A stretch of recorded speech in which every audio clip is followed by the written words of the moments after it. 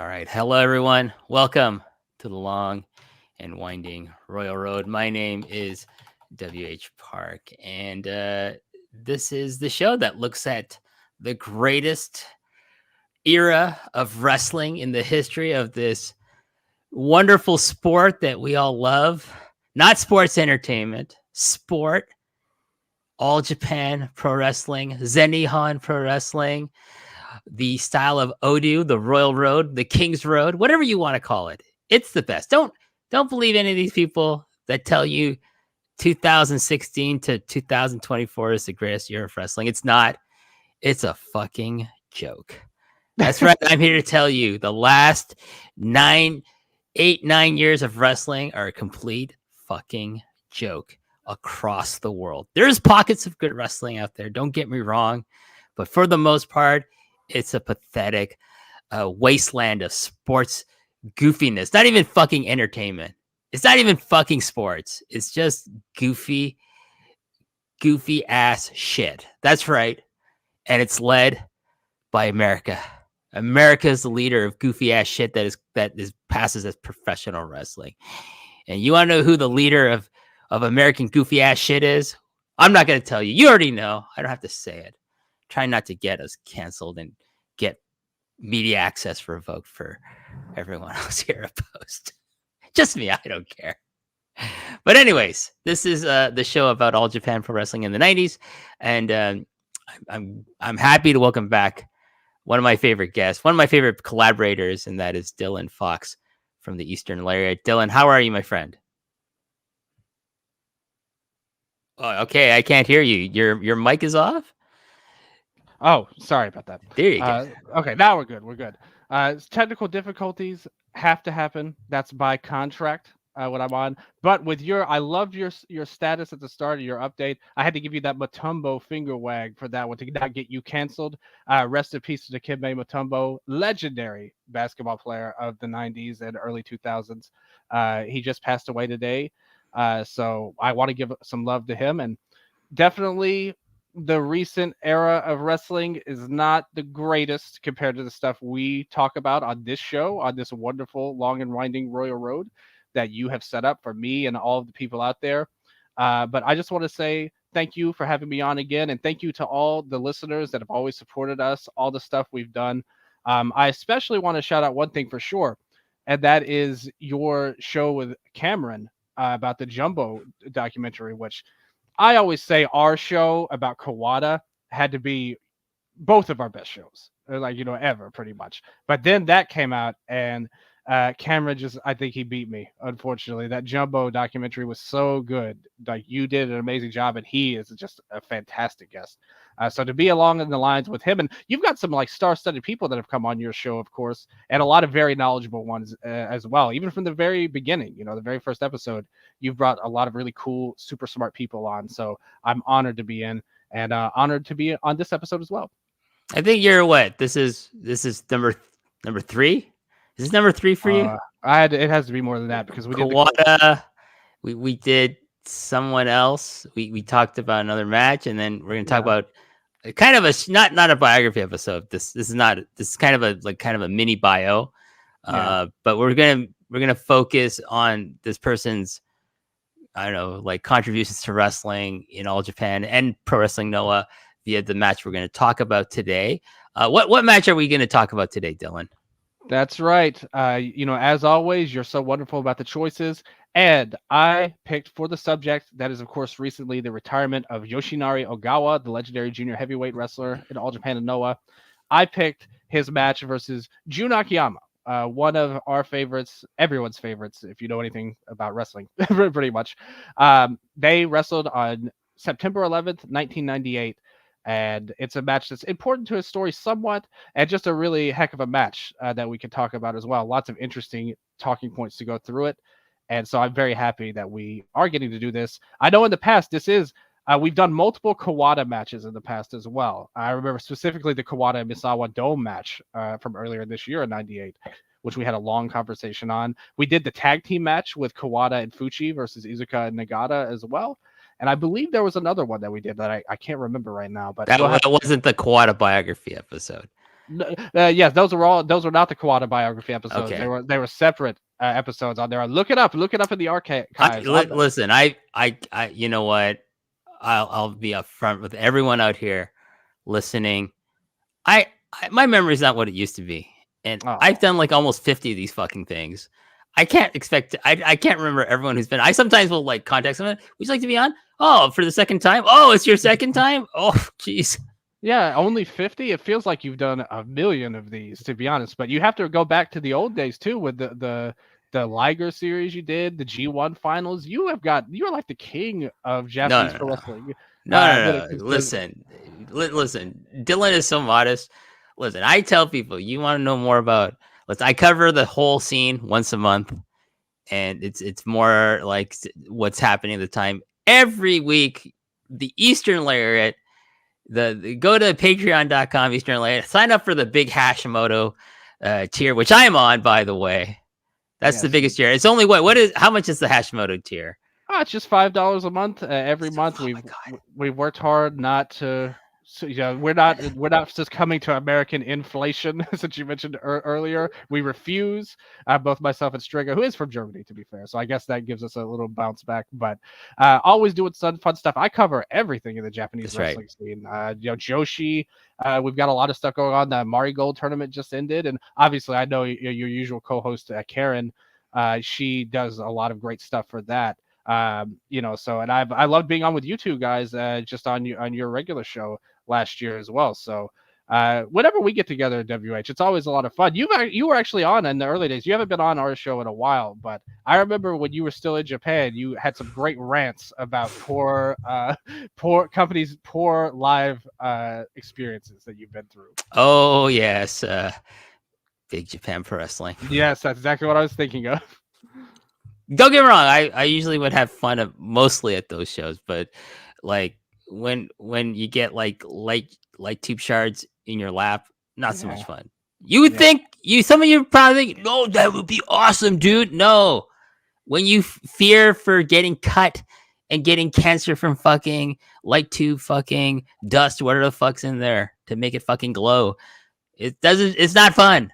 Trust me. Anyways, and when those two fucking bald headed brothers, what's their fucking names again? You're talking about the Brahmin brothers? The Brahmin brothers. When they're going around soaking people, that's not fun. I don't want to go to a show to get wet. Fuck you. Mm-hmm. I agree. Fuck you and your sports entertainment goofy ass shit.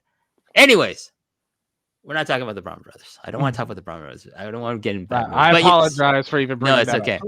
It's okay. Yes, we did that. I think we did a show on Eastern Lariat where I called you directly after coming back from a Yokohama show for Big Japan Pro Wrestling. And it was like a 4-hour show or something like that. I was very tired. I was very tired afterward. Yeah. I lost my voice. I could lose my voice today. But we try not to get to that point. But we're talking about a great Yoshinari Gawa. And I got to say, Dylan, let me tell you, when I first came across Yoshinari Gawa on my videotapes, I was not impressed because to me, and I'll say this, I wasn't a big fan of Taue either, but over time I came around, I saw the greatness in Akira Taue, and over the last several, I'm going to say the last 15 years, I've come to recognize the greatness of Yoshinari Gawa as a masterful technical wrestler, someone who was bringing the Lancashire catch wrestling style into All Japan, into the All Japan Junior Heavyweight division and the tag team division with Masawa at a time when it wasn't really being seen anywhere outside of like maybe the shows like the Brian Dixon shows and All Star Wrestling over in England still, right? And he's like a precursor to like Zack Sabre Jr. He would help mentor and help make Zack become the wrestler that he would become in 2024. Very important figure, and he's a very interesting case because he's one of the few Japanese wrestlers that crossed over from being a junior heavyweight into the heavyweight ranks, and then went back to being a very successful junior heavyweight wrestler. Let's talk a bit. What about you? What was your first impression when you came across Yoshinari Gawa and his zebra striped bicycle shorts? Yes, as always, that's the first thing you notice is his attire and his gear. But like you, I have heard that same tale about Ogawa and a little bit about Taue as well. People have said, but when I first got on, I got into Japanese wrestling. I was a big forum guy, going to like Strong Style Symphony and talking to a bunch of old people from there.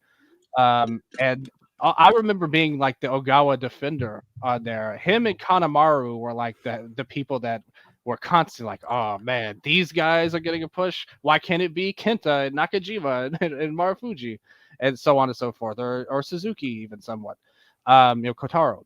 So a lot of people I saw were not into Ogawa a lot, and I did say he was very underrated at the time. I think a lot of people had a negative, especially not so much nowadays, but especially in the 2000, like late 2000s when I started, 08, 09, even to the early 2010s, before the tag team with Zack started. I think a lot of people judged him for his heavyweight run in Noah, which was not a great decision, like to for Akiyama's benefit at the time. I think most people would agree with that. Which nowadays people I think are so far removed from that era, they look upon stuff like that a lot more fondly. And so they don't have those misgivings, and they could just appreciate who he is as a wrestler. And in the All Japan, that was a little bit before I went back and saw that later. And of course, we're talking about him on this very show. He was not what you would want if you are a tape trader at the time or a online Japanese wrestling fan. He is not the style of wrestler that Misawa, Kobashi, Kawada are. He was a much different style, for say the least. I'm glad you brought up those Dixon shows because that style still is somewhat prevalent even to this day, with Joel Redmond being in All Japan, getting brought back recently, who's a big on those camp shows. They call him a lot. Like one of my favorites was like Dean Allmark, who wrestled a ton of those shows at the time, James Mason and people like that, who I have a lot of respect for. So yes, Ogawa is very much of that vein, and he's done a great job. Whether in a singles run he had, I think a lot of people appreciate his work now more than they did maybe when I started, or especially when we know in the All Japan era.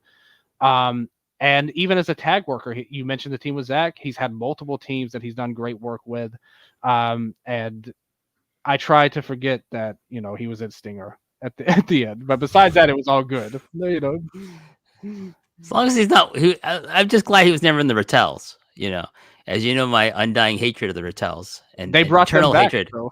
I saw. And Why do you think I'm not? I refuse to watch any of their matches. Unless it's like someone I really, really like, and I know they're going to get beat up.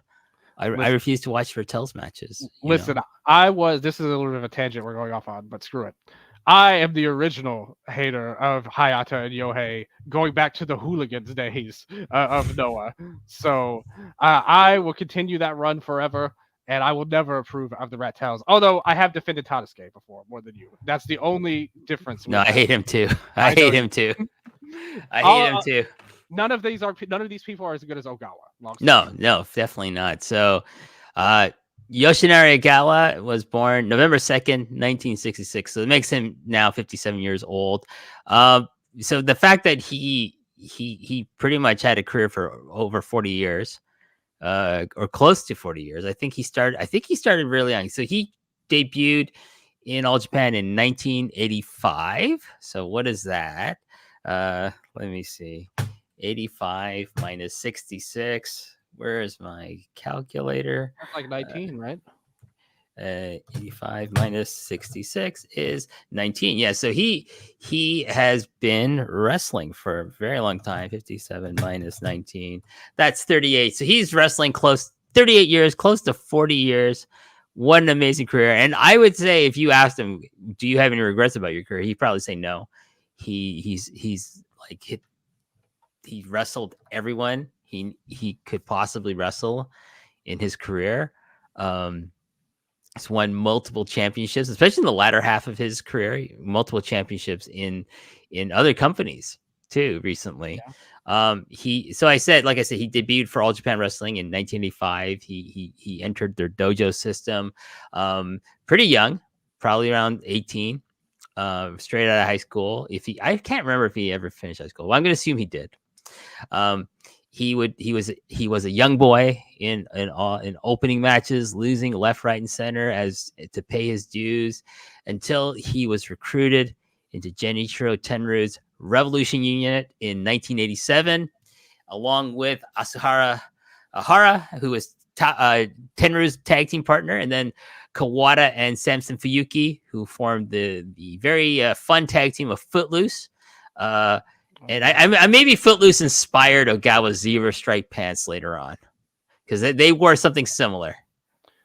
Listen, the late '80s were an interesting time for fashion worldwide, but especially in Japanese pro wrestling. I don't think uh, anybody else besides Ogawa could pull off the zebra nearly as good. I mean, recently there was an act in Dragon Gate, Big Hug, that brought out cow spot themed gear, and it was awful. Be glad you didn't see it, WH. But anyone else, they would let it go, but Ogawa refused to let go of the '80s. He's a man of his ideals, and he will not let go of the '80s. No, he even at the age of 57, this man does not let go of the 80s. And you can tell. I can only imagine he still wears a fanny pack. Maybe has some Oh, Zubas that match his gear. Who knows? He would do very well being associated with the likes of Tenru and Kawada. He was the junior heavyweight kind of representative of the group. Fuyuki and Kawada were meant to go after the All Asia tag belts, and Tenru and Hara, when they teamed, they were meant to do battle with Jumbo and Yasuki. What Yatsu? I yeah, forget his Yoshiaki Yatsu. Yoshiaki Yatsu. As the Olympics. So Yeah, he would become junior heavyweight champion 3 different times. He defeat Dan Crawford, Tsuyoshi Kikuchi, and he would win his third and last junior heavyweight title, PWF title, in from Satoru Asako in a tournament final because the title became vacant. 1998, he would become the regular tag partner for one Mitsuharu Misawa, because Misawa's, 2 former partners, Kobashi and Akiyama, would team with each other. And Misawa was like, who am I going to team with? Tawa ain't going to leave Kawada for me. And then, so the hunt was on for a new tag team partner. And they would win. They win their only world tag team title in All Japan as a duo, uh, defeating the team of No Fear, Takawa Mori and Yoshihiro Takayama, before losing the belts to Akiyama and Kobashi on October 23rd, 1999. In Noah, he would hold the GHC heavyweight tag team titles twice with Misawa, and he would also be a GHC heavyweight champion. And I'll talk about that when we talk about the end of this match and kind of the history of Akiyama Ogawa going from here.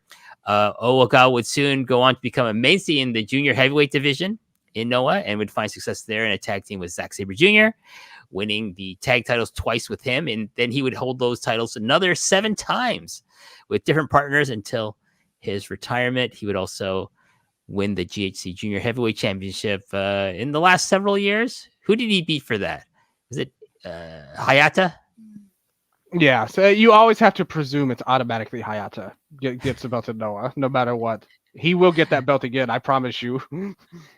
And he is one of 4 men to hold what I would refer to as the GHC Grand Slam championship, having won all 4 original GHC titles in the heavyweight and junior heavyweight division. The others would be Marufuji Kenta. And who am I missing here? Who else has hit the Grand Slam?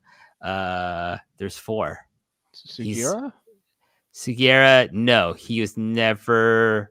Was he? He might have been. It might have been him. We're gonna assume it's him. I'm gonna look that up. But for you, like, what's your favorite run of him, of Ogawa? Is it in All Japan or is it in Noah?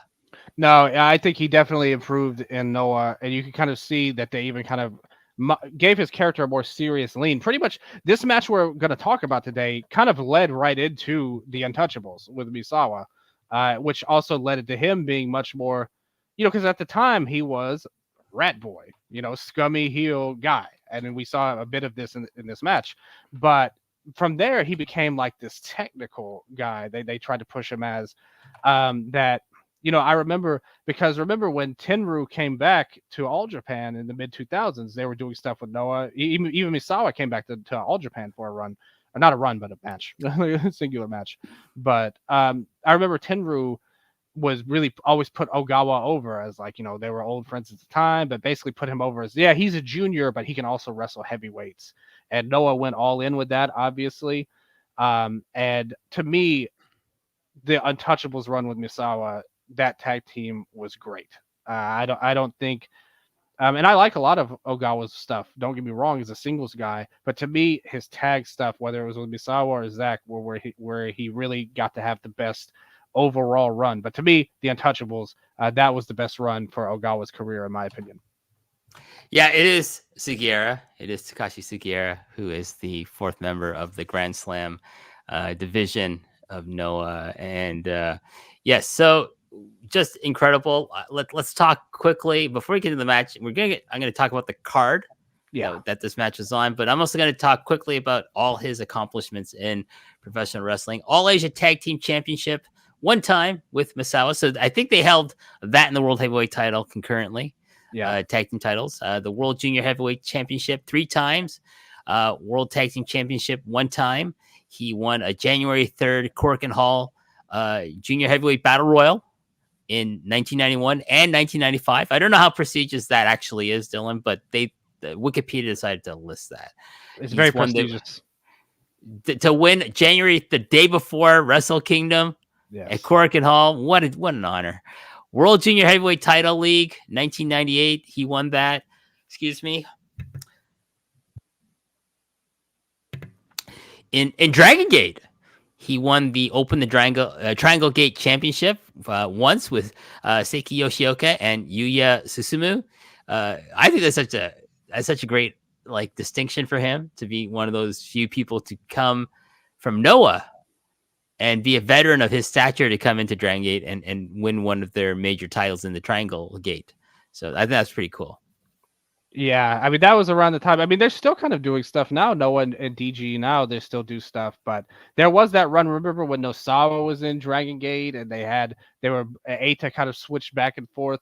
Noah, Dragon Gate were all over the place. So they gave Ogawa that stinger kind of run with those guys to get the belts. But I don't think that lasted that long. But it was very cool of him to win it, though. Anytime you could get a belt like that, especially one that's like, Dragon Gate, they are a company that's very different stylistically from what you would expect from Yoshinari Ogawa. I think most people would agree.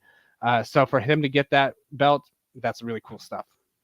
In Pro Wrestling Noah, he has been the GHC Heavyweight Championship once, Tag Team Championship 9 times, Zack Sabre Jr. twice, Minoru Tanaka once, Kotaro Suzuki once, Hayata 3 times, Chris Ridgway once, and Eita once. I rather like Hayata and Suzuki switched, and he won the tag team titles with Kotaro 3 times instead of with Hayata.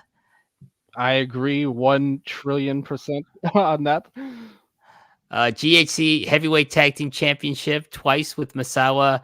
GHC Junior Heavyweight Championship once, and he won the Global Junior Heavyweight Tag League in 2019 with Kotaro Suzuki. So at least they had a nice run in that tournament, and you can watch a lot of those matches over at Wrestle Universe. And what a career! I think if you look at his style, like I'm watching this match, Dylan, and I watch other matches with him, and I always came away with the thought that he is probably the lightest and safest worker in Japan, especially for the King's Road style, because I always said this, like I felt he based a lot of his technique, like even though they're kind of contemporaries, but I do think Bret Hart came before him.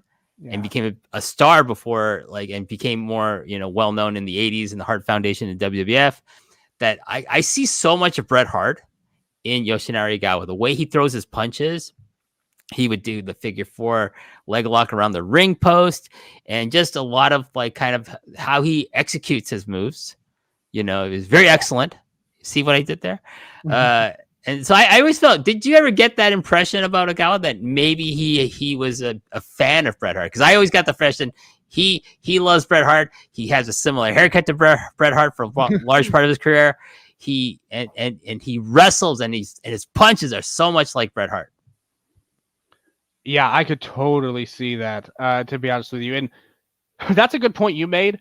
If you want to tell who a wrestler is like inspired by, especially an old school guy, if they're inspired by an older guy, because nowadays, a lot of wrestling, whether it's in Japan or in America, the punches aren't that prevalent. I remember I was talking to somebody who was training to be a wrestler this like a year ago or so, and he was asking me about certain things, and he was talking about, oh, I throw the best forearms. Like I'm all about the forearm strikes. Like, what about you? And I was like, I never learned how to throw forearms. I was throwing punches like back then. So if you want to look at old school guys, you can see it even in All Japan nowadays, where, for example, you could tell someone like a Kento is a huge fan of Hulk Hogan. That's very well known. Or Yuma Aoyagi is a huge fan of The Rock based on how he throws his punches.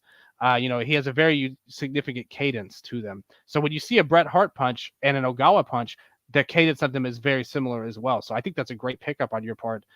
Look for the old school people who are there inspired by it. Look at the punches first. Definitely. So, and also I think Owen Hart fan too, because like his enziguri is very reminiscent of Owen Yeah. Hart's, and so I'm going to assume that he was a big Stampede Wrestling fan. He was Owen was my idol in wrestling. So anybody who like takes after him or any of the Hart family or foundation or whatever, is always on the good side of me personally. Maybe that's why I always liked him from the start, even when people were hating on him. Nowadays, I think his reputation is totally flipped to where everybody recognizes him as a legendary worker and a all time like junior heavyweight player. But Well, I think we'll talk about like yeah, kind of like stylistic choices he makes in his matches that yeah, like kind of would throw you off if you're watching All Japan Wrestling through tapes and you're not really getting to see all the undercards necessarily. You're just seeing the kind of like the main events and like whatever they could fit into the 1 hour block that made tape. yeah. And then you see Ogawa and you're like, why are they waste like kind of you would think a lot of people would think, why are you wasting time showing this guy's matches? But he was over with the Japanese Oh yeah. fans. Right. And that those television shows are not meant for us, the Western fans. They're meant for the Japanese audience. So there was an appeal he had. But we'll talk about kind of like maybe why Western fans didn't take to him initially in the late 90s when we talk about this match. But let's talk about the match. Let's talk about the card Yeah. first. This match, Akiyama versus Ogawa, September 11th, 1998, comes from the All Japan Summer Action Series 2, 1998 tour. It's day 15, Dylan, and it's coming from Tokyo, Japan, from the Nippon Budokan. Record listed attendance of 16,300 people, which is pretty common attendance for Budokan at this time. Yeah. Yeah, it's so cool. I just get a huge kick out of, obviously nowadays, I mean, you kind of started the show with your rant about how wrestling isn't as good now as it used to be. But one thing cannot be argued. There are some people that may be like, no, WH, the modern wrestling is great. You have to like everything now. But one thing you can't argue is the fan, like the excitement level in Budokan cannot be matched in No. modern. Like it's impossible. You saw it in this match. You could see it if we watched the card. I'm certain we would come away with similar thoughts on all of them. So you have to, really get into the late '90s when you look at Budokan specifically, and obviously that was All Japan's home turf for all of these years. So you could tell the fans, even at this point in '98. I remember when we did the Kawada and Misawa show. We did at the end of it, because that's one of my favorite matches personally, and mainly because Kawada, the story of it, Kawada finally getting his win. I remember us talking at the end of that show, and I basically said, "Look, this was basically the last legendary All Japan moment. Things were going to go downhill to close the decade, where for a lot of reasons, obviously, everybody knows a lot of the turmoil backstage." Um, when it comes to Mrs. Baba Misawa, shout out Dr. Jonathan Foy and his book Gumbaru that talks about all of that more in depth. But things were getting stale. There was distrust backstage. The end of the decade, it was kind of down from where it used to be. But then you see a match like this, which took place a few months after when I made that declaration on the last show, and you could tell these fans are with it and they are really loving. Even then, this wasn't a main event match that we're talking about. This was like the fourth, Fourth. yeah, fourth from the top. on there. So, and look at how excited they were to go into it. And that's another thing that I loved about this time period, especially a big reason why, and obviously I think Chloroquine gets this kind of rep even more so, but really you could say it about any building in Japan around this era. The fans loved underdogs, and they will rally behind you, even if you are more of a heel leaning character at times during your matches. They just want to see a big upset. That's something that the fans really love a lot. So you see a match like this, and it can't be replicated how it was back in these days for sure. No, and also the a big difference with wrestling, even in Japan, it's caught up. The kind of like the audience mentality has caught up to Japan in sense of now they want to be part of the show. You Yeah. know, they don't want to just enjoy the show; they want to be part of the show, and that's the big problem with Western wrestling, whether it's in the UK or Canada or the United States. Mhm. Is so many people who go to these shows want to be part of the show. They want to say something funny and get a reaction around it from everyone around them. Oh, look, I said something funny about people in the ring. I read the fucking Observer. Oh, I heard something from fucking Dave, and I'm gonna say it out loud and get a kick, get it. And I went to an indie show recently, and I had some fucking fan who was like that, sitting Yeah. in the same row as me, like just at the end. I was sitting kind of one end, but I could still hear him. And he's just like saying all this shit to Timothy Thatcher, and I'm just like, shut the fuck up. He doesn't think you're fucking funny. No one in this fucking building thinks you're fucking funny except the guy who you brought with you who's going to drive you home back to your mom. Okay? So shut the fuck up. And that's a prevalent, you know, problem in wrestling fandom, I feel. And like I don't like going to live shows so much anymore because like I feel like I just want to enjoy the show. It's like I don't want to hear commentary during a fucking movie. When I go to the movie theater, I don't want to necessarily hear that shit in a wrestling show either. I just want to enjoy the show. But anyways, and I feel Japan now, Japanese fans are becoming more and more like Western fans, which is really sad for me to I hope. say, to be honest.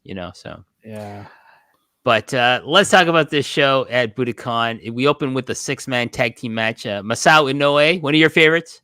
Uh, Y'all uh, favorites, WH. uh, Mitsuo Momota and Yoshinobu Kanemaru defeat Kentaro Shiga, Naomichi Marufuji, and Satoru Asako in 8 minutes and 5 seconds.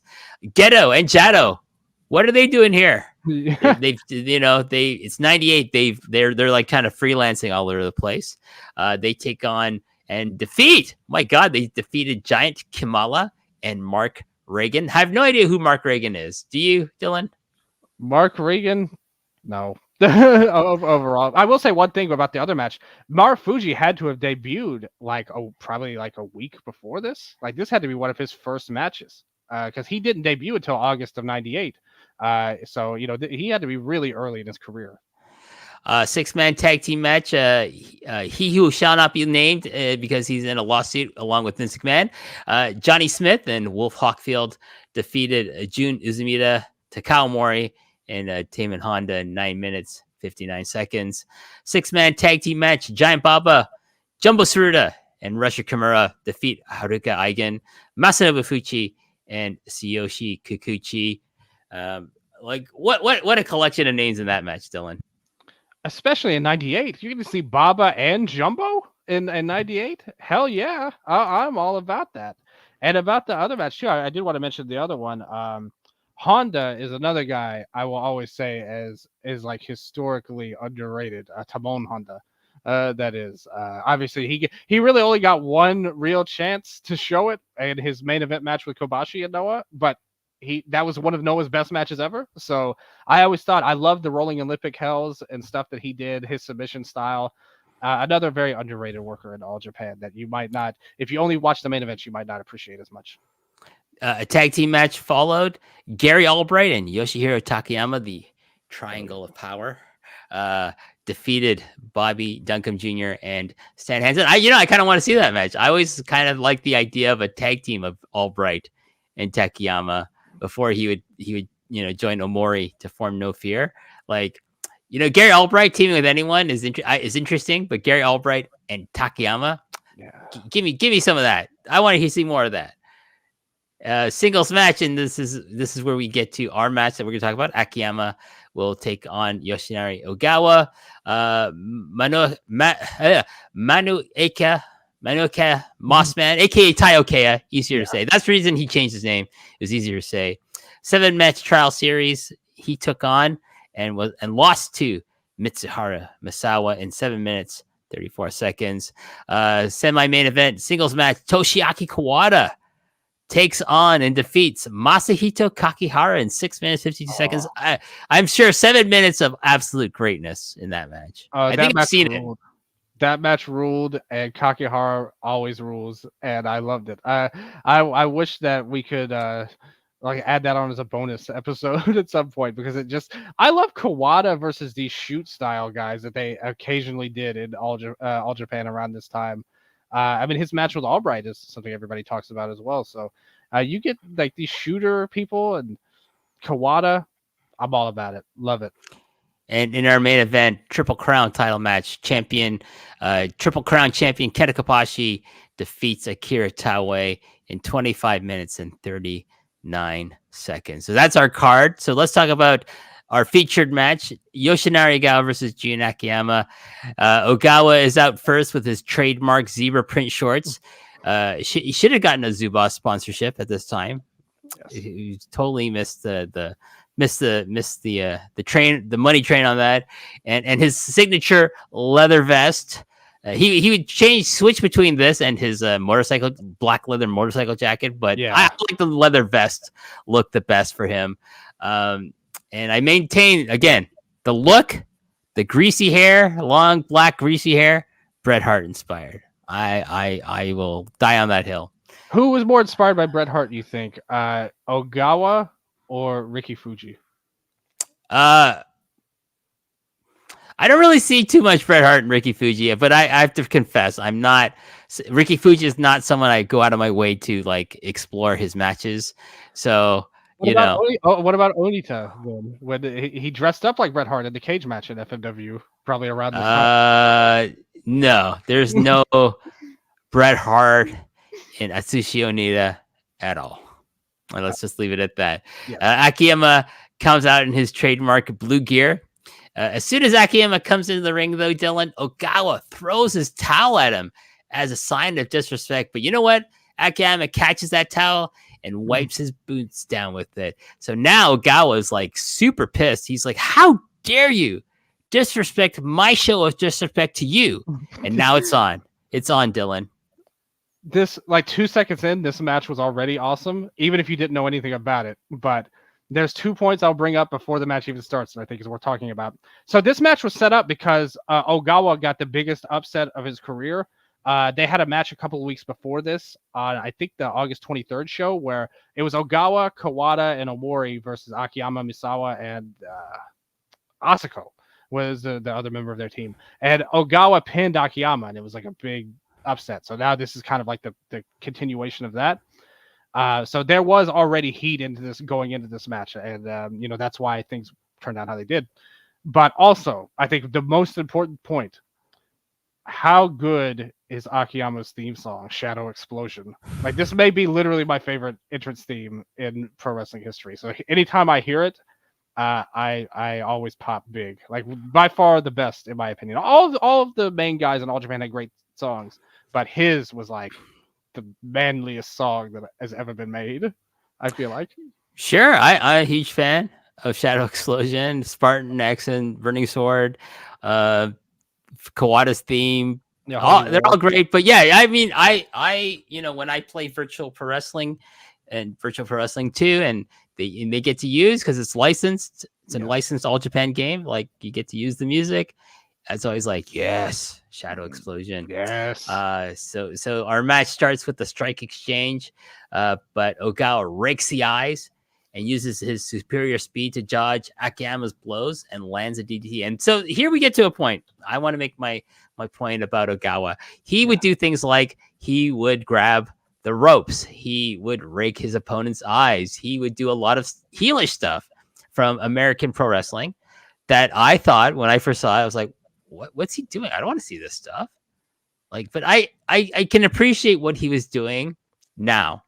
But back then, I was not like, I was like, I don't want to see like him grab, like at some point, and we'll talk about it, he grabs the ref to block Yeah. an exploder suplex from Akiyama. And I was like, I don't want to see that. It'd be like, it's like the prevalence of like someone like, like Tai Chi is more inspired by Yoshinari Ogawa in this era than he would be by Toshiaki Kawada, even though Toshiaki Kawada trained him and was his mentor for a long time. You see more like Ogawa in Tai Chi's wrestling, like where he just do all these underhanded tactics, low blows, and like things like grab the ref to prevent a move being done to him.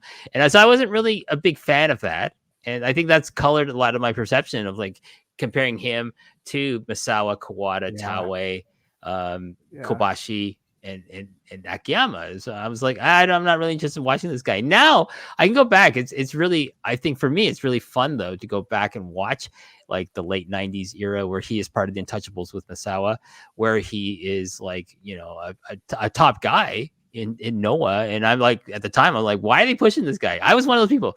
Why are they pushing this guy?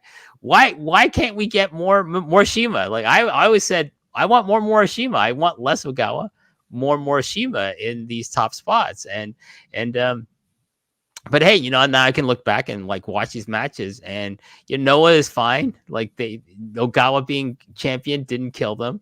It's fine. And so like I can appreciate watching especially his chemistry with Misawa in both All Japan and Noah. And so yeah, I can, but at this time, things like this, the eye rake, I was like, no, I don't want to see that in All Japan. Yeah, we'll talk about his title when you teased we would talk about it at the end. Because there's a lot of thoughts to be had on that decision. But that said, the fun part about this match in particular is again because they set this up so perfectly, thanks to good booking by All Japan's part. And this is another thing. I can't remember anything like this really happening that much recently, where they would do these like lame build-up shows, usually with these meaningless six-man tags, and then somebody would get an upset and it would lead to a singles match. When's the last time like a New Japan or somebody did that? Because it's such an easy story to set up a singles match. I feel like, and they don't even do that anymore. And because they did it that way, yes, he did all this heel stuff. Listen to the crowd in Budokan though. When he did it, they were Oh, totally behind the Rat Boy here. again, like it's not, I'm not getting into it, watching it on tape as a Canadian, but Yeah. the fans in Japan love it. So back to the match, Akiyama takes over the match briefly before Ogawa's speed gives him the advantage once again by allowing him to dodge Akiyama's shoulder block. And so like while Ogawa's in the corner, so he dodges, Akiyama ends up hitting the post through the ropes, Yeah. and then that's it. Ogawa smells blood. He sees, okay, I got a body part. I'm going to take it apart like a good technical wrestler does. So he's nursing his left shoulder, and that's where Ogawa focuses his attack, and by he just goes after it like a shark on a victim. Oh, and another good thing here too, we have to praise. I know Ogawa is the man of the night here, but we have to praise Akiyama here. I mean, go out right away from the start of the match. There's a spot where they do a bunch of the brawling spot was great, and all of that stuff. But there's a spot where Ogawa hits a DDT. Akiyama does a great sell of it, like a death sell. The DDT spiked himself, all of that stuff, and then the part with the shoulder, the way he sold his arm and really made Ogawa again. The big reason why the fans love him so much here isn't necessarily because of the heel work, but more so because we're seeing a guy who's not that important to this point, an undercard guy pretty much, go head to head with a main event player. So everything he did, every time he would get an advantage, whether it was a good guy spot or a heel spot or whatever, it was just so cool to see this guy who nobody would expect get a one up on a main event player like Akiyama, even though he's a guy that his career you can look at maybe, we talked about his time, did they wait too long on him and so on and so forth.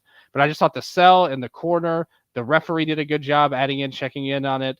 And Ogawa, like you said, a perfect technical striking ability on the arm there. Just to answer your question earlier, like why don't we see this kind of booking in like say New Japan? It's because Gedo books it. because Gedo is not inspired Yeah. by Giant Baba booking. He's inspired by, I don't know, like Jerry Jarrett booking. and Jerry Lawler booking. That's what he's inspired by, right? That's his favorite type It of kind of wrestling is is. Memphis. Yeah. So that's why, like, no one thinks, because like no one thinks that old school wrestling booking in today is going to work. But yet, you know what? You see it kind of in current All Japan. You see, like, okay, we're going to give spots, and like we're going to book younger guys to get wins over veterans or people higher on the card than them, and then people will rally behind them, especially if you fall through.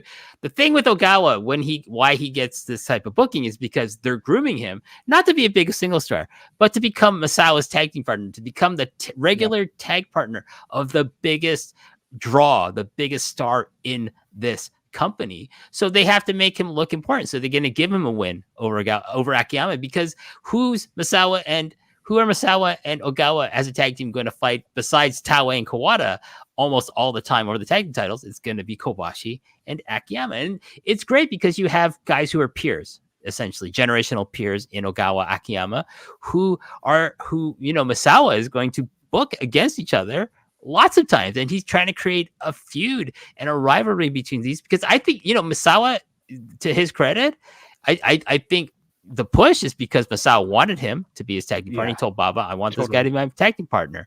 And then Masawa, when Baba passes away and he gets the book, he's all in on fucking Ogawa, man. Like, he books him strong.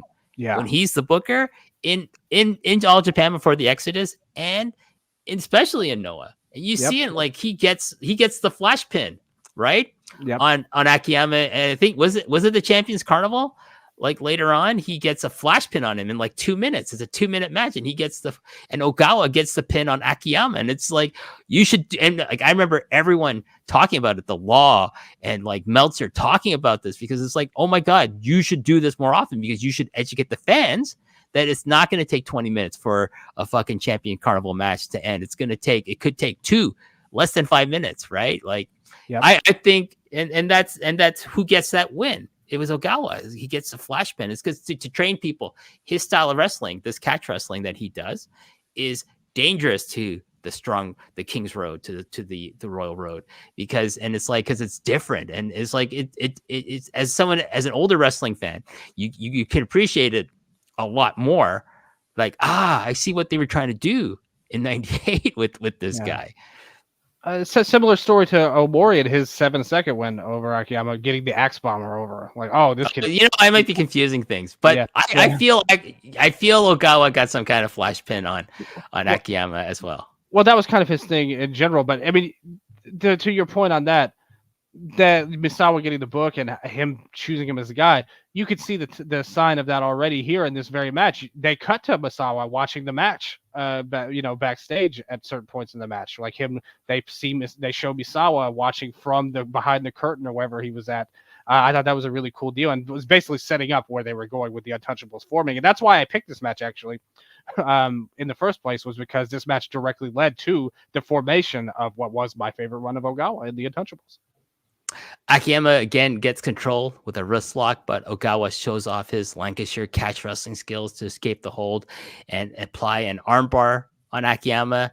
Any attempts on Akiyama to try and gain any advantage are foiled again and again by Ogawa's speed and guile. Like, he's just showing his the size difference works to his advantage, because Akiyama just thinks, I'm gonna power my way through this like I would against Kawada, like I would against Masawa or even Kobashi. But he can't do that to Ogawa. He's like, Ogawa being smaller, but with being smaller, he's so much faster. And he's so much smarter than Akiyama as a technical wrestler that he's not.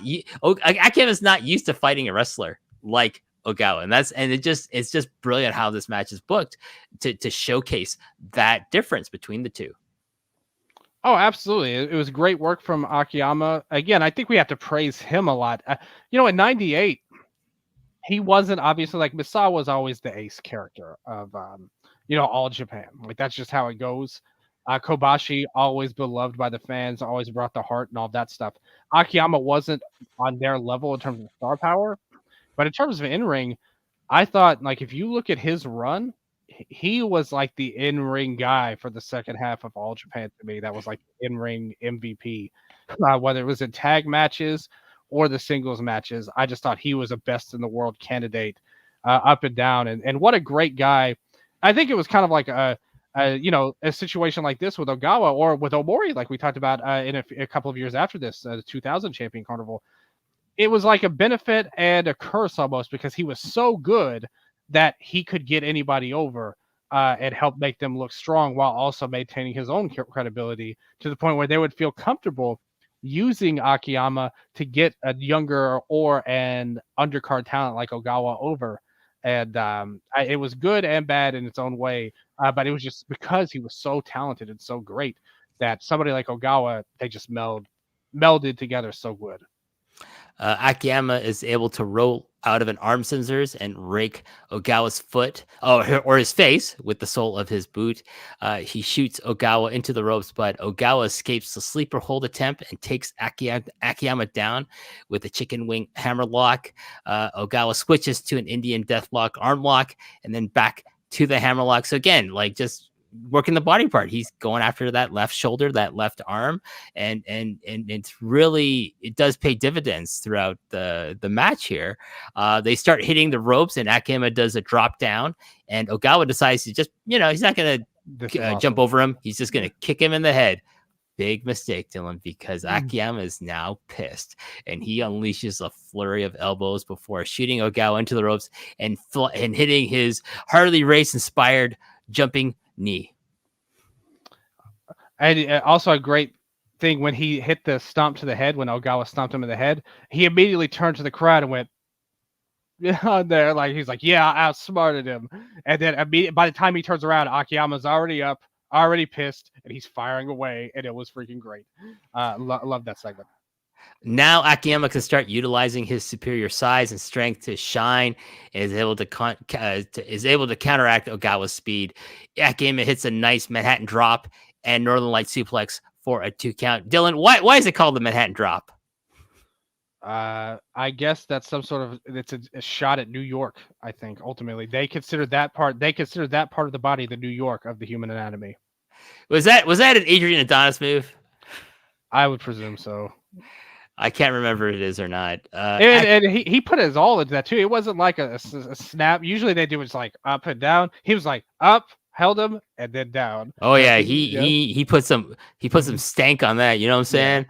Like, yeah, F you, Ogawa. Now it's my turn. Yes. Akiyama hits a jumping knee to Ogawa in the corner and pulls him out for an exploder suplex. But Ogawa earns his Rat Boy nickname here, given to him again. Not by the Japanese fans, but by Western fans, yes. And prevents the move by grabbing the referee's collar. And if it was me at the time watching this, I would have been like, what?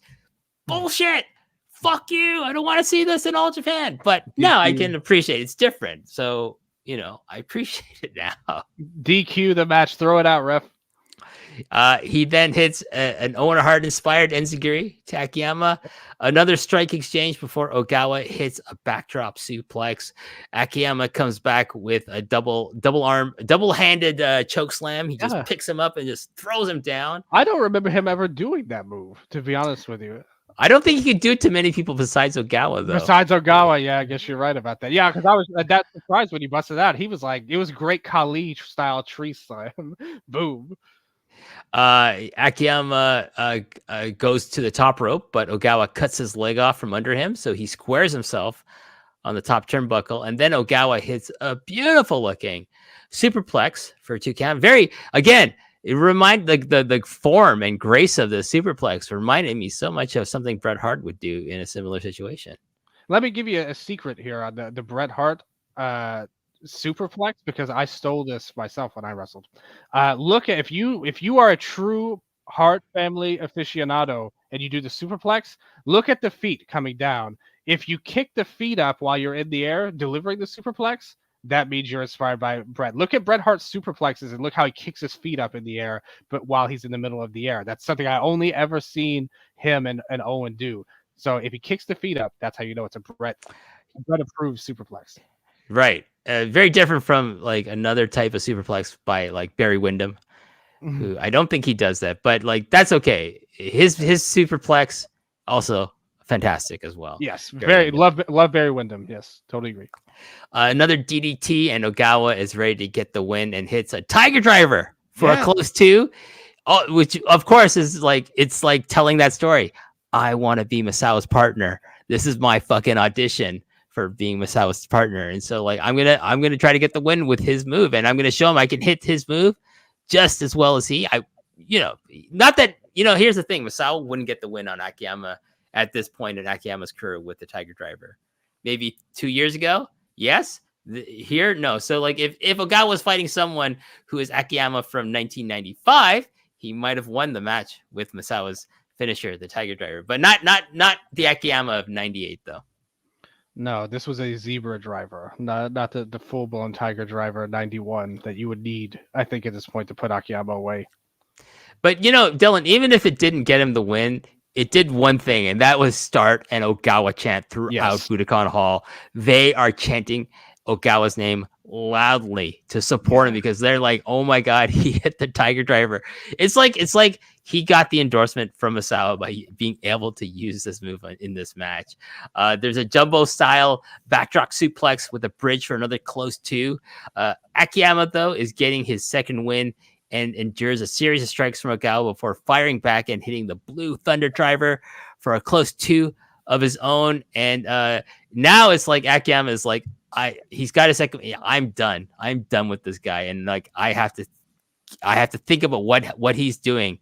And this is the great thing about if good wrestling, and a good wrestler will project the idea that I am now scouting. I've now scouted this guy who's been dominating me this match. I know how to finally defeat him and just start doing that in the match. And that's what Akiyama does from this point on. Yes, and again we saw Misawa peek through the curtain of the door, whatever he was looking to the match at. I love this spot too. After he hit the Tiger Driver, the whole crowd goes crazy for it, and everybody loves it. Ogawa still, even despite it, uh, you know, getting this love from the crowd, he still stayed true to his own character because he turned around thinking, I can't believe it. He started bitching at the referee and be like, that was two, that was a three, ref, come on. He was yelling at him and being his normal annoying self pretty much. And I thought it was great. Like great character work from Ogawa here. And obviously seeing this against Akiyama and what it would set up a very exciting next part of the match. I just thought it was so well done all around. So there's an exploder attempt from Akiyama, but it's blocked. So a second attempt from Akiyama to do the exploder is rolled into a small package for a 1 and a 2, a kick out. So Ogawa is like, oh, I almost got him. And Akiyama's like, this is now in the back of Akiyama's mind. Akiyama swings, Ogawa ducks and rolls him up in a schoolboy for a 2 count. This is my favorite part. This is my favorite finishing combo in Virtual Pro Wrestling 2, Dylan. Oh, okay. Ogawa pokes Akiyama in the eyes, hits a jawbreaker, and then turns it into the figure 4 jackknife cradle pin. Again, I love using this as a finisher in Virtual Pro Wrestling 2 and No Mercy. They imported it into No Mercy. And I think, oh my God, he's got him. That's like his super finisher. Yeah. Masao's got the Tiger Driver 91. Ogawa has poke to the eyes, jawbreaker into the figure 4 jackknife cradle pin. But Akiyama kicks out, and this crowd is going crazy. They love this match.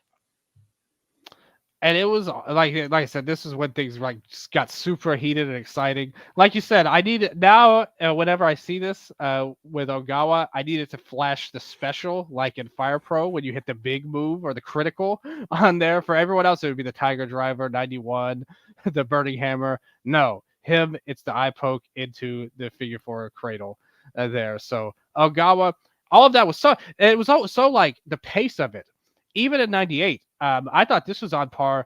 A lot of times when you think of pace in matches, it would be like a flippy guy, like something like that. But if you look at the speed in which Ogawa did these moves, yes, it was technical. Yes, it was like not any kind of hard hitting or dangerous or anything like that. But it was exciting. Like it was such a fast pace. Like 5, 6, 7 moves happened in a row between these guys, and Akiyama was great along for the ride. And the crowd loved it. They were very appreciative of this, as they should have been. And here's where like Akiyama's being able to like, okay, get Ogawa's number comes into play in this next sequence. So Akiyama swerves Ogawa by getting the exploder in place. He's gonna hit the exploder, but he, instead of turning him over onto his and dropping him on his back, he reverses the kind of momentum and turns it into a gut buster, because he knows Ogawa is likely is going to attempt to roll through the move again and either get him with a cradle, a schoolboy, whatever. So he says, "No, I'm not going to go the direction you think I'm going to go with the exploder. I'm going to turn it into a gut buster." And then Akiyama, tit for tat. Okay, Ogawa hits Tiger Driver. Akiyama steals the double arm DDT from Kenta Kobashi. That was his finisher. One of his finishers before he did the burning hammer, before he really used the short arm lariat to kill people. So he's like, okay, I'm gonna use my mentor's move on you, and so that's inspired by Kenta Kobashi. Ogawa doesn't get pinned with that, but the Ogawa ring, the Ogawa call from the crowd rings out again. Budokan, Dylan, the All Japan fans, the most loyal fans of All Japan are in the Budokan. They want Yoshinari Ogawa to beat Jun Akiyama in this match. I know, and that's something, again, you wouldn't expect at the time, because like you said, you mentioned, it was a great point talking about how the tape traders and the TV stations, if you were you had very limited space on a VCR tape back at the time, or VHS tape at the time, and you had to prioritize the big stuff. So of course someone like Ogawa would get a little lost in the shuffle. So you're seeing, damn, Ogawa's going at Akiyama, about to beat him. The crowd's going crazy. They want Ogawa to win. That's something you wouldn't expect, but it was so damn good. I'm not surprised that they love this so much. And again, it's a testament to the work of both Ogawa and Akiyama. They made this work, because this style of match, if it were the wrong type of person, it wouldn't get over as well. They would just rally by the known guy. I mean, we saw it. How many times have we seen a storyline, especially in American wrestling, where the veteran will fight the young guy, and they just the crowd sides with the star or whatever. In WCW, it happened all the time because of how stupid they were and everything they did. But here, it was executed so perfectly that it worked exactly like they wanted. Akiyama finally hits an exploder, but Ogawa kicks out at 2. Akiyama knows he has this though, and immediately goes for the second exploder in a row, and he gets the 1, 2, 3 in 11 minutes and 10 seconds. My God, that those numbers are just, I'm just looking at those numbers, Dylan, for an All Japan match, and I am just crying with happiness at a match this good came in at under 15 minutes. Oh my God. And look at all the stuff we got to talk about in this match too. Like, for not a long amount of time, there was so much intricate detail that I'm so glad we got to cover. And hopefully everybody out there, all the viewers and listeners, think I did a good job on that ultimately. But I thought we had so much and so many angles to talk about, whether it was the booking, whether it was Akiyama's performance, and how he was able to put Ogawa over and make him look like a star in his level without losing his own credibility. Ogawa, the cheating ways, the technical ways, the different style that he brought. I think that's just so cool that they were able to make this work in such a good way, in such a good time, like you said. But like I said, we had all sorts of stuff to talk about through this short-ish match, and it was very cool. And as I said, what a way to kickstart the Untouchables, as we would see Misawa come into the ring immediately after the finish. Yeah, the post match is just as significant as what we saw in the match itself, and that's Misawa in a beautiful satin jacket. We'll be talking about satin jackets before we close out the show, by the way. Okay. It will be, comes out and he's like checking in on Ogawa, and he's like, basically he's telling everyone, yeah, he's my partner. I love this match. I thought he was great in it. He's the guy I need to make the Untouchables to help me regain the World Tag Team titles. And yeah, so like, it's one endorsement. I kind of symbolically, I feel like he deliberately just turns his back, gives his back to Akiyama. Yeah. And he's just saying, you're not important to me. It's not sports entertainment. So like, Akiyama's not going to necessarily jump him, but it's symbolic. Like, he's checking in on Ogawa. He's turned his back on his former tag team partner in Akiyama. And now it's going to be on.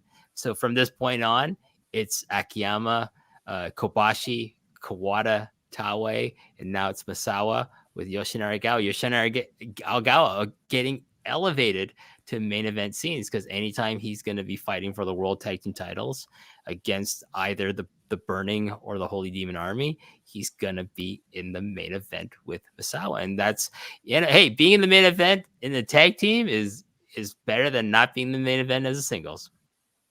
Oh, 1,000,000% agree with that. Definitely, like this is where Ogawa's push really started because before this and before this little run he had with Akiyama, he meant really not that much. And it's unfortunate to say that the junior title just was not that important in the 90s in All Japan.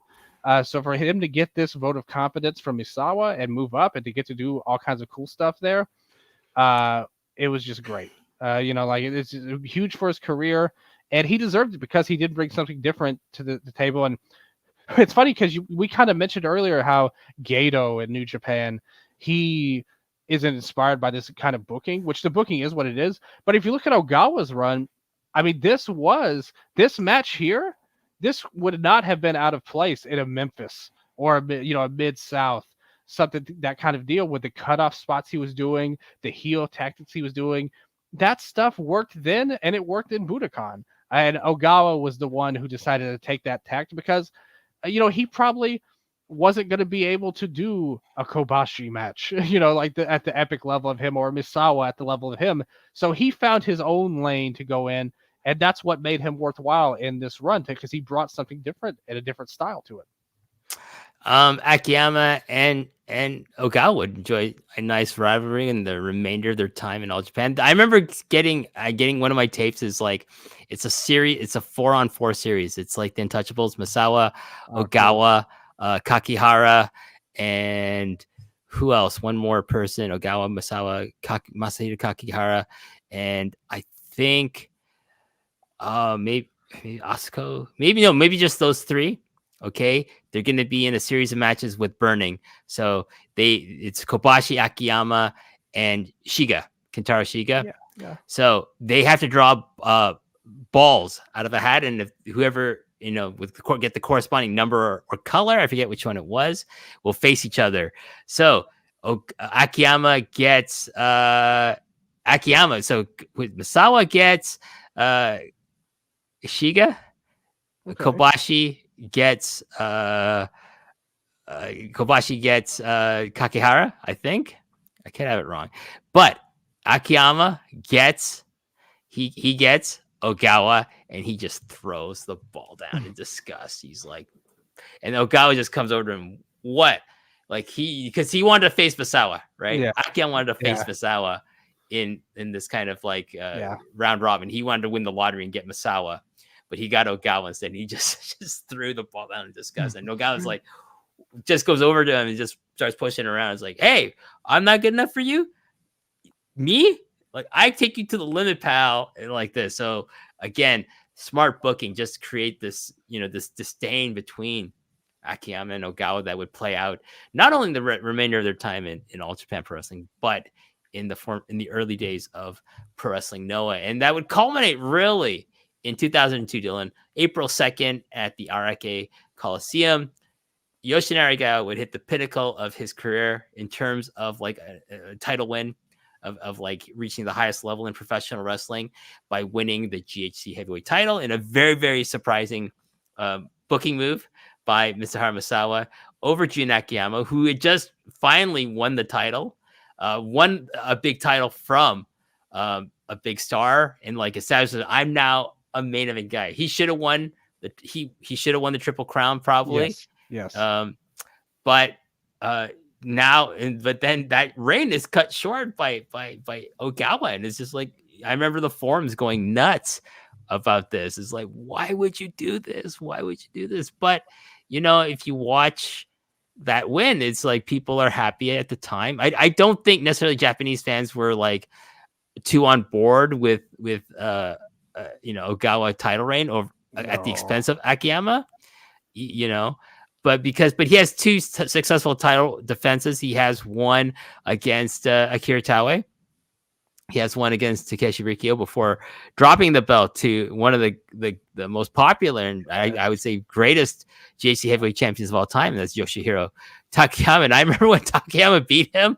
I think, as I recall, a very like decidedly one-sided match. Yes, yes. People were very ecstatic in the reaction to Takayama winning the JC title over Yoshinari Gawa. I think in part because of how much they love Takayama, but also in part because of how much they weren't really feeling the Ogawa title run. But hey, you know what? He can at least say, I used to be a GHC heavyweight champion. He has that on his portfolio.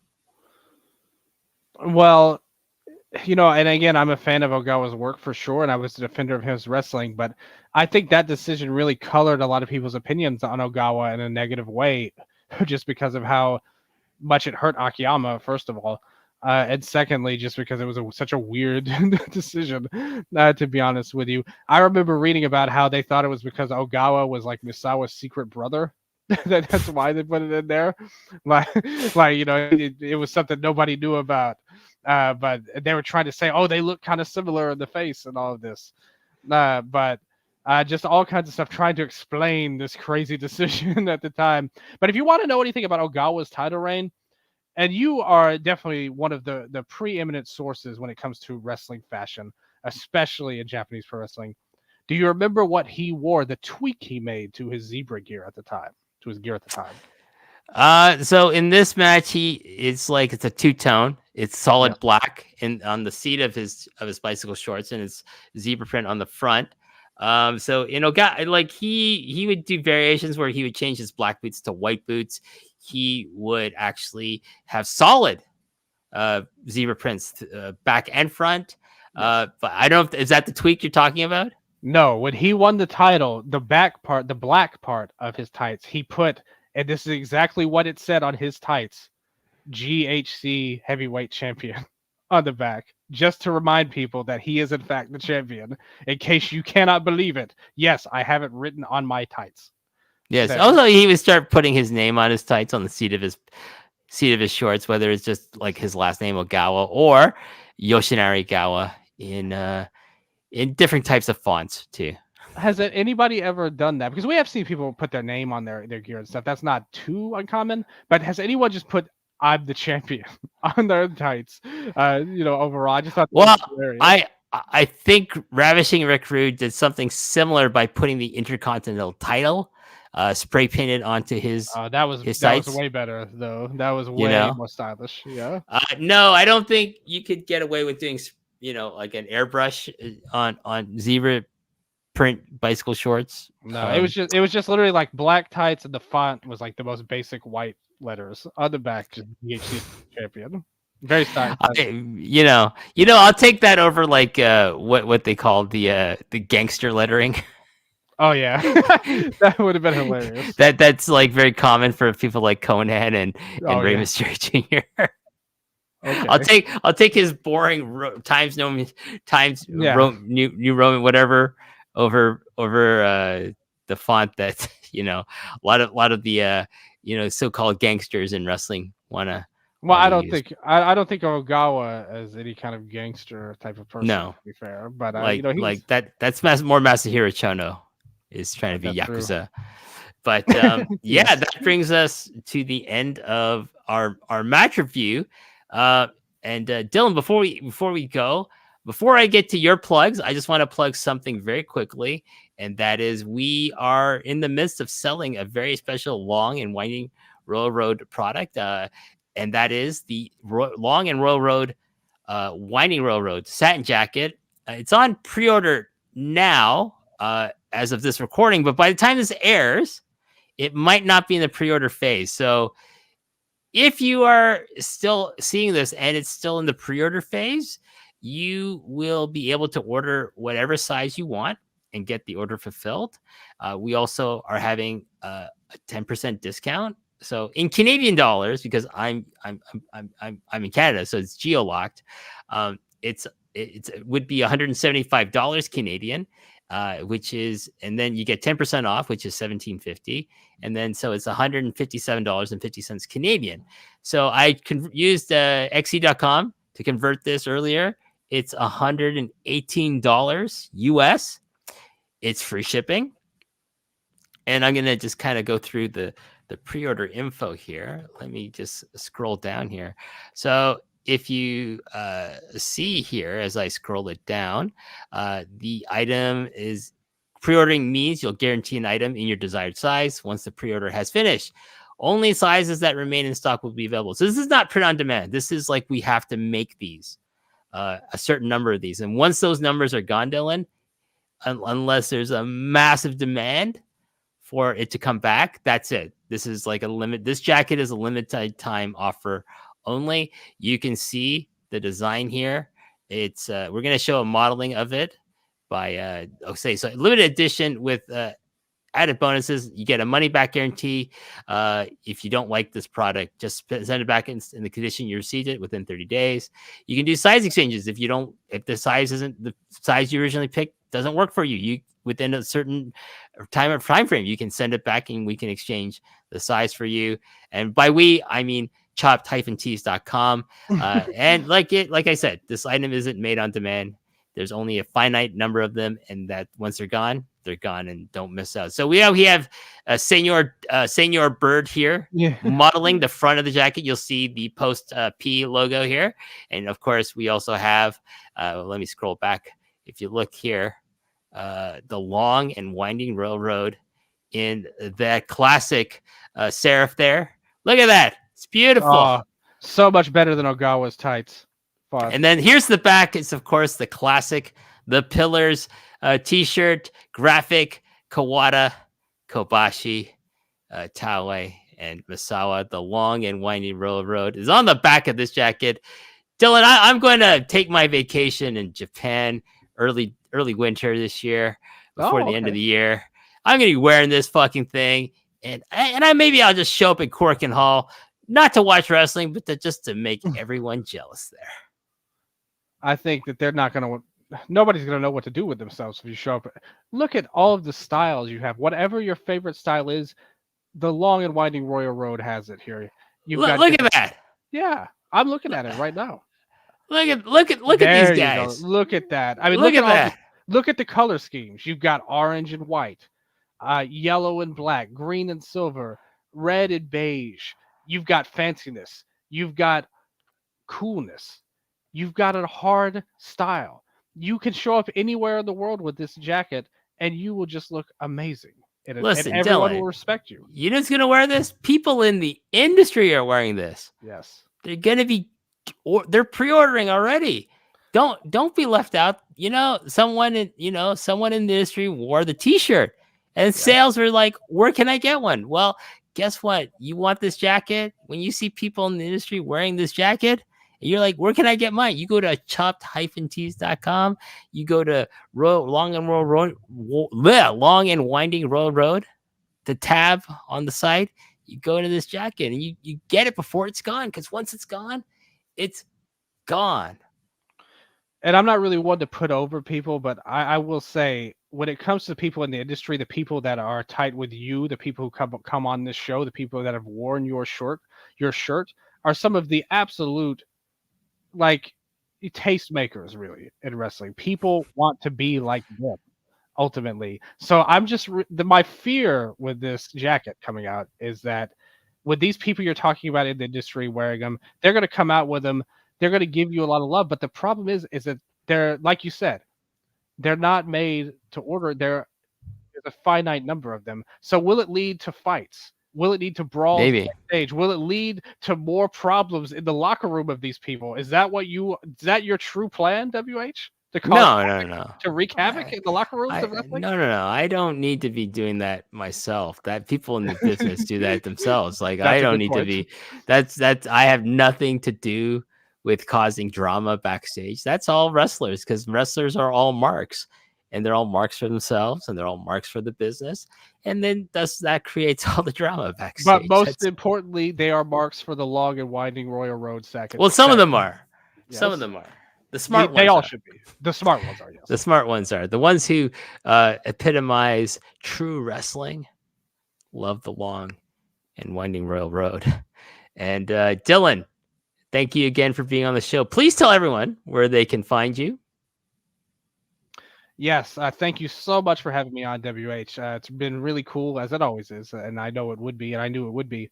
Once again, thank you to all the listeners of the show and Post Wrestling. I've had a great relationship with WH and everybody on the network that I've met before, and I really appreciate all of you guys and the great work you're doing. John and Wei, I'm an OG fan of theirs, and all of the great work they're doing. Whether it's you've seen different things getting covered. Karen and Bruce have done their thing, with wrestling before. So I just love all of Post Wrestling and all of the fans out there. In terms of the Eastern Lariat, check the show out at Eastern Lariat on X, Instagram, YouTube. We've got all of that stuff. We're doing different things coming up soon. We've got some good plans in the future for the show. Myself and Striga. Most importantly, on CageMatch.net, where we're affiliated with that. Striga is like one of the main dudes of a cage match, obviously, and I hang around there for the purposes of our shows that we do. But follow us on all of those things wherever you listen to podcasts, Spotify, all that cool stuff. You're going to get some cool stuff there. If you want to follow me personally and know what's going on in my life and some of my takes about wrestling, or DM me, I would love to talk to any of you guys out there that want to talk about anything. Follow me at Viva_0, ZERO, obviously. And I will talk to you about anything. I love anybody who's fans of me, my show, or wrestling, most importantly at all. And I have a lot of love for anybody. And that's what this show and this network always emphasize to me.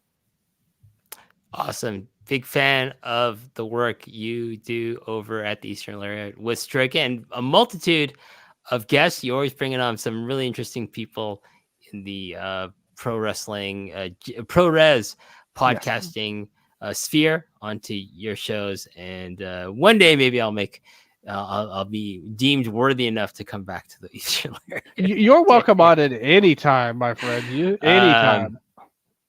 Well, maybe more if you want to do like a retro review or something Yeah. like that. I can come on. Not so much like I try to do my best, but we should maybe if you ever want to talk about current All Japan, I still really enjoy that, and I try to keep up with too. Marigold as much as I can as well, because I do enjoy that product. I'll say this: I enjoy Marigold a lot more than I enjoy current Stardom. I wonder why that is. Maybe because of the booker. Well, whoever runs Stardom, he's not the Okada from Stardom. Definitely is not, living up to the standards of the past. But he's still new. He's still trying to find his way in Japanese wrestling, WH. So let's give it all some time and try to be patient. And it's not. Let's face it, it's not worse than a lot of this other crap that we have. Yeah, no, we'll see. We'll see. Anyways, thank you everyone for supporting the show. Thank you for buying the merchandise over at chipped-tees.com. Go to the long and winding railroad tab there. Go to the post Perez tab there. Go to the MCU later if you love the Marvel movies. We're currently covering Agatha All Along here on MCU later. That's on the cafe side of things, so you will have to sign up for the Patreon for that. But hey, you know what? Like the Eastern Layered, for less than the cup of coffee at fucking Starbucks, you can get into the door and you can download anything that I do over at postwrestling.com's cafe. And for like less than a cup of coffee, than a venti at fucking Starbucks, you can listen to everything that the Eastern Layered does. $5, $5. Just do it, folks. Just go. Patreon.com/Eastern Layered. Did I get that right, Dylan? That's exactly right. And yes, there's literally thousands of hours of stuff over the last 5 years since we've been doing the Patreon on there. And we cover literally everything too. Like I'll do shows on the tournaments, the G1, all those shows, Champion Carnival. We did all of that stuff. In one, I talked about a bunch. Marigold's tournament, I just wrapped up. So all kinds of cool stuff going on there with Dreamstar, 5-star Grand Prix. We did all that. And all the new shows and all the cool stuff that happens in the world of Japanese wrestling. I try to get as much of it as I can on there. So please check it out. Where else are you people gonna listen to talk about Kyushu Pro and Dove.